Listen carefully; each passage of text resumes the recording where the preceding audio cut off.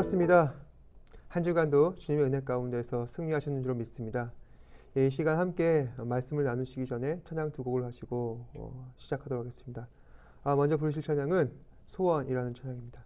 이 시간 함께 찬양하겠습니다.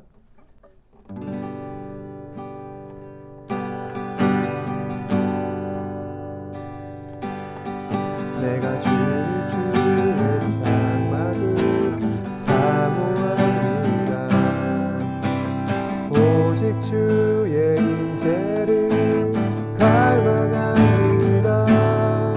주의 집에서의 하루가 다른 곳의 첫날보다 좋으니 주 사랑 안에 머물며 사랑 노래합니다.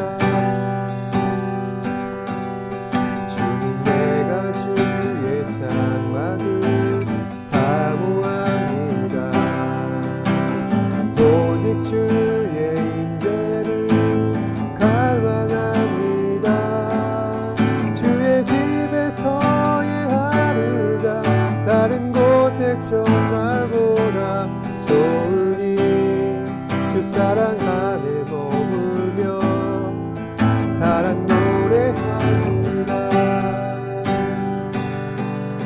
나의 평생에 단 한 가지 소원 주의 아름다우신 몸 사랑 노래하는 것 나의 왕 되신 주님의 얼굴 구하며 그 사랑 안에 머물며 사랑 노래합니다. 주님 내가 주의 장막을 사모합니다. 오직 주의 임재를 갈망합니다. 주의 집에서의 하루가 다른 곳의 첫날보다 좋으니 주 사랑 안에 머물며 사랑 노래합니다.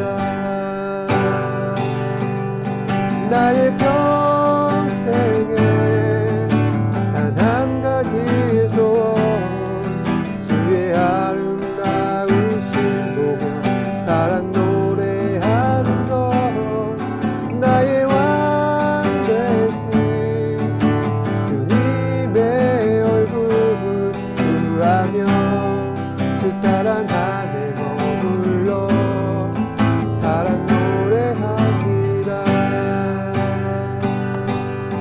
나의 평생에 단 한 가지 소원 주의 아름다우신 보며 사랑 노래하는 것 나의 왕 되신 주님의 얼굴 구하며 주 사랑 안에 머물러 사랑 노래합니다.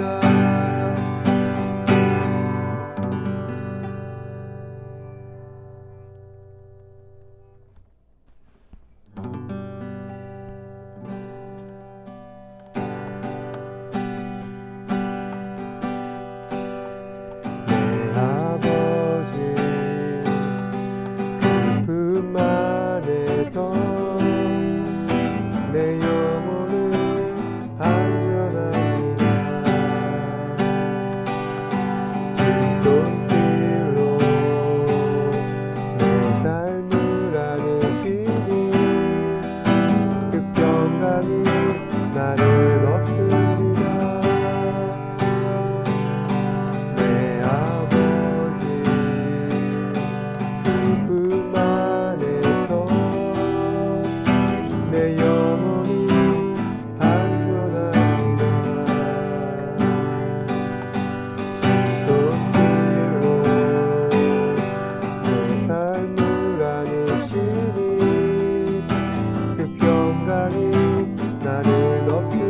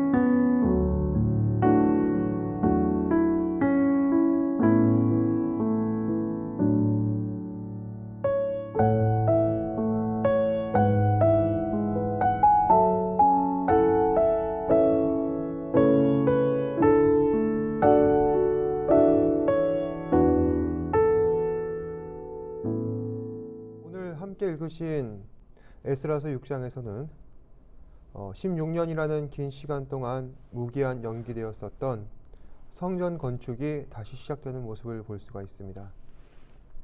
학개와 스가랴 이 두 선지자의 예언을 들은 스룹바벨과 예수아의 결단으로 인해 이스라엘 사람들은 성전 재건에 동참하게 되었고 자원 조달과 재정적 문제를 그들 안에서 자치적으로 해결하려는 움직임을 보입니다.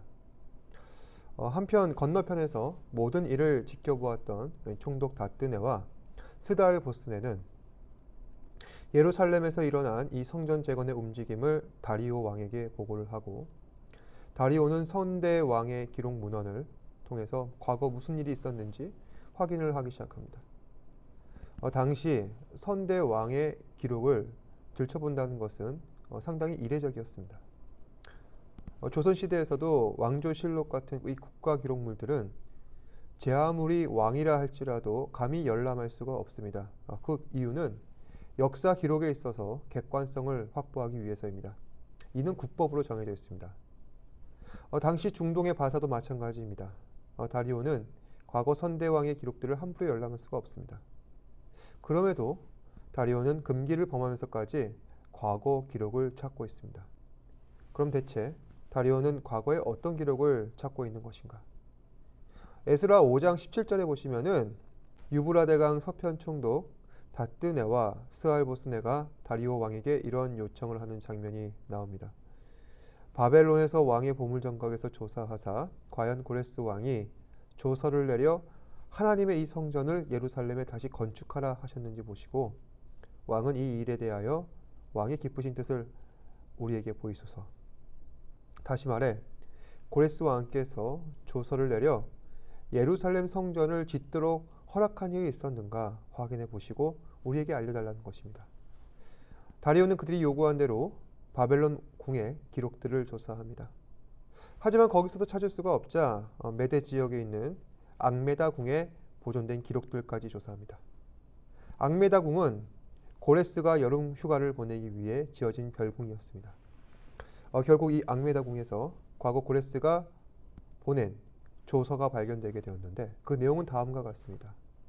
우선 고레스 왕이 이스라엘 유민들에게 명하여 짓도록 한 성전의 크기와 규모가 소개되어 있는데 성전의 높이는 60규빗, 너비 60규빗, 대략 3층 높이의 27평 아파트 크기라 보시면 됩니다. 다음 고레스 기록에 의하면 성전의 규모 외에도 구체적인 건축 공법에 대해 명시되어 있습니다.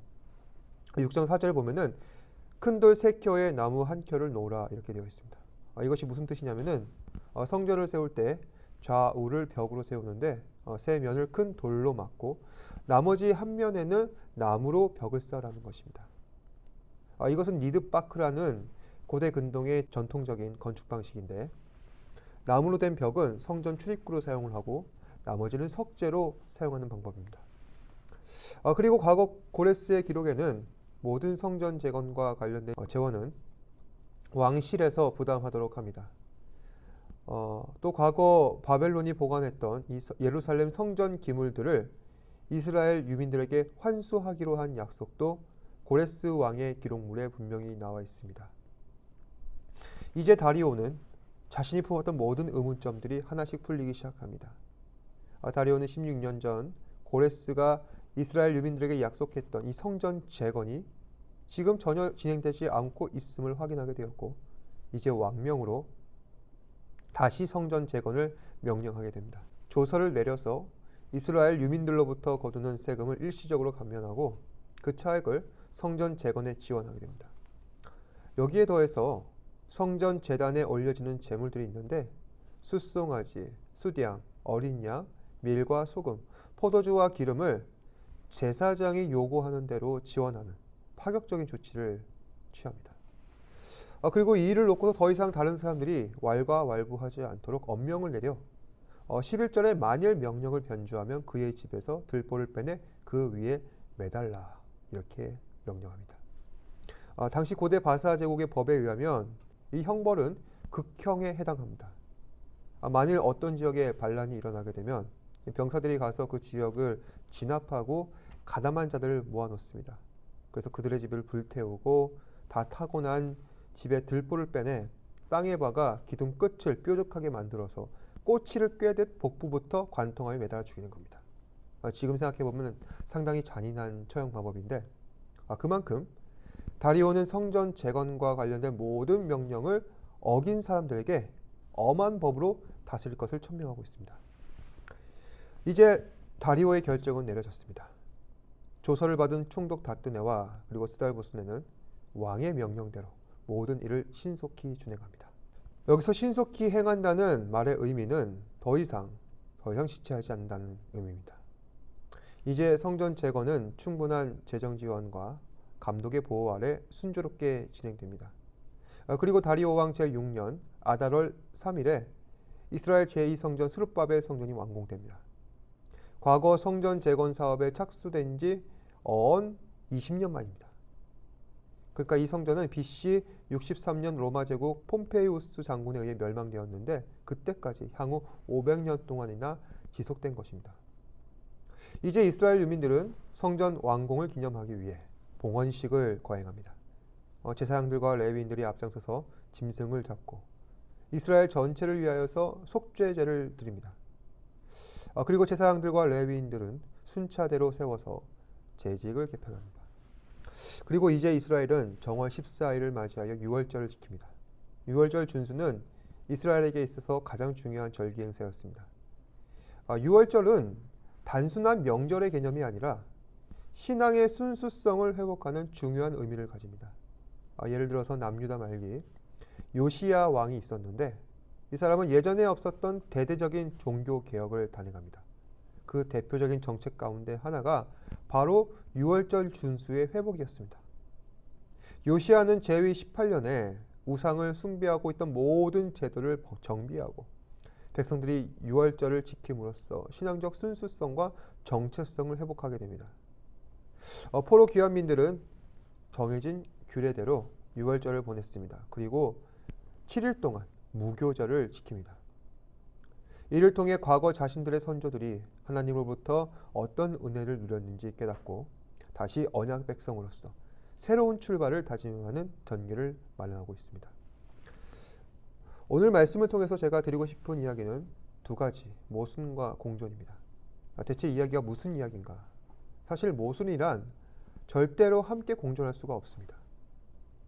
모순의 공존이라는 말 자체가 상당한 패러독스인데 그럼에도 불구하고 우리가 살아간 세상 속에는 수많은 모순들이 나름 조화를 이루며 공존하고 있습니다. 결론적으로 제가 드리고 싶은 이 두 가지 모순의 공존이란 개혁과 보수입니다. 이것은 정치 이야기가 아닙니다. 바로 신앙의 이야기입니다. 여러분들이 아실지는 모르겠지만 저희 교회는 합신교단이라는 교단에 속해 있습니다. 저도 신학교에 들어가서 이 합신이 추구하고 있는 신학적 내용들에 대해서 그때서야 알게 됐는데 저희 교단의 신학적 색채를 함축적으로 말씀해 드리자면은 개혁, 보수를 할 수 있습니다. 여기서 개혁이라는 말은 우리가 역사책에서 공부를 했던 16세기 마르틴 루터의 종교개혁이 바로 그 개혁입니다. 루터는 로마 카톨릭의 비성경적 행태에서 벗어나 기독교 자체를 개혁하고자 했습니다. 개혁주의의 핵심은 말씀 중심으로 교회를 변화시키고 성도의 생각을 변화시키며 가정과 세상을 변화시키는 것입니다. 그래서 우리도 개혁주의 정신을 이어받아 지금 우리가 살고 있는 시대 속 세상의 현실을 변화시켜야 할 사명과 책임이 있습니다. 그런데 그 개혁의 중심에는 변하지 않는 말씀의 보수성이 있어야 한다는 것입니다. 따라서 개혁과 보수, 그 개념상 절대 공존할 수 없는 이 두 가치가 조화를 이루는 하나님의 섭리야말로 바로 우리 교회 교단이 추구하는 개혁, 보수, 신앙이라는 것입니다. 하지만 오늘날 교회의 모습은 과연 어떠한가? 얼마나 이 신앙의 유산들을 잘 계승하고 있는가? 안타깝게도 이 귀중한 유산들을 놓치고 살아갈 때가 많은 것 같습니다. 어떤 사람들은 개혁을 외칩니다. 그러면서 하시는 말씀이 과거 16세기 개혁교회로 돌아가자. 또 어떤 분들은 보수를 말씀합니다. 한때 한국교회가 수적으로 부흥하고 외형적인 성장을 거두었던 그때를 그리워하고 있습니다. 어쩌면 지금도 그때 부흥과 성장을 내심 기대하고 있는지 모릅니다. 그리고 이제 모든 부흥이 다 끝나버리고 지금 우리는 어떠한 시대를 살아가고 있습니까? 코로나19의 시대를 살아가고 있습니다. 모든 것이 바이러스 하나로 용납될 수 있는 이 새로운 시대를 살아가면서 과연 우리가 그토록 강조하고 이야기하는 개혁 보수 신앙을 제대로 구현해 나갈 수 있는 것이 가능한가? 저는 오늘 말씀에서 그 힌트를 발견할 수 있다고 생각합니다. 하나님께서는 20년 동안이나 지체된 이 성전 재건 사업을 다시 시작할 수 있도록 길을 열어놓으셨습니다. 그 이유는 단순히 건물 하나 세우고자 함이 아닙니다. 하나님께서는 이 일을 통해서 원하시는 것은 이스라엘 백성들의 개혁을 요구하시는 겁니다. 70년 포로 생활 동안 타성에 젖어 신앙생활을 하던 사람들이 다시 돌아와 성전을 재건하는 과정 가운데 그들의 생각과 가치관과 비전까지 개혁시키는 겁니다. 그런데 이러한 개혁 작업 속에 하나님께서 유용하게 사용하셨던 것이 있다면 그것은 바로 유월절이었습니다. 유월절은 이스라엘이 하나님과 동행하며 은혜를 누려왔었던 과거의 일들을 기억하는 것입니다. 우리 교회를 포함한 모든 한국 교회가 기억해야 하는 것이 바로 이것입니다. 말씀을 통해 나의 생각과 가치관과 행동까지 변화시키셨던 하나님의 은혜를 다시 한 번 더 기억하며 주님 앞에 나아오는 것. 이것 없이 이스라엘 백성들이 성전을 짓고 유월절 양을 잡아 제사 지낸다면 그것은 안고 없는 찐빵과 같습니다. 형식만의 회개는 진정한 개혁이 아닙니다. 진정한 개혁이란 하나님께서 내게 주신 은혜를 다시 기억하고 오늘도 그 은혜로 말미암아 살아간다는 믿음의 고백이 있을 때 그것이 구심점이 되어서 교회도 개혁할 수가 있고 우리의 삶도 개혁할 수가 있는 것입니다. 하나님께서는 오늘도 우리 삶 가운데 모순의 공존을 찾고 계십니다. 이 시대 가운데 우리에게 남겨진 사명이 있다면 각자 말씀으로 교회와 세상을 개혁시키는 주체, 모순의 공존으로서 살아가는 것입니다. 교회와 세상의 공존, 사실 그 개념 자체가 참 모순적이지 않습니까? 그럼에도 공존하게 하신 하나님의 뜻을 신뢰하며 함께 살아갔으면 좋겠습니다. 오늘도 말씀이라는 이 보수적 가치를 가지고 세상을 변화시키는 개혁 세력으로서 살아가시는 우리 주 은혜 사랑하는 청년부 지체들이 되시기를 바랍니다.